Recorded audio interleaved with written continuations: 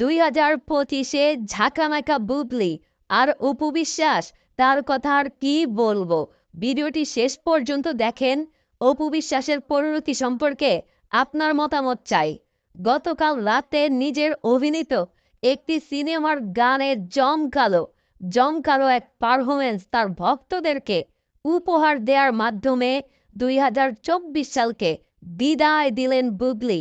আসছে বছর ভক্তদের জন্য নিয়ে আসবেন একাধিক সিনেমা। 2025 সালের মার্চ মাসের মাঝামাঝি সময় আরও নতুন বিগ বাজেটের 3টি সিনেমায় বুবলির চুক্তিবদ্ধ হওয়ার কথা চলছে।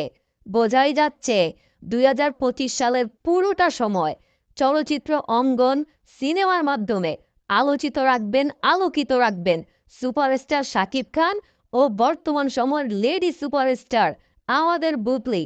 অপরদিকে অপু বিশ্বাসকে একের পর এক সাংবাদিকরা প্রশ্ন করে যাচ্ছেন, নতুন বছরে আপনার নতুন কোনো সিনেমার খবর দর্শককে দিতে পারবেন কিনা।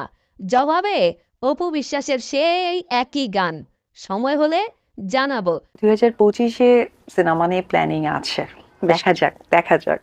জানি না অপু বিশ্বাসের আর কোনোদিন সময় হবে কিনা, তবে এখন যে সময় বুবলির অনুকূলে সেটা বুঝতে আর কারো বাকি নাই। আর অপু বিশ্বাসের আজকের এই পরিণতির জন্য সে নিজেই দায়ী। আপনিও কি তাই মনে করেন? মন্তব্য করে জানান। ভিডিওতে একটি লাইক দিয়ে শেয়ার করে দিবেন।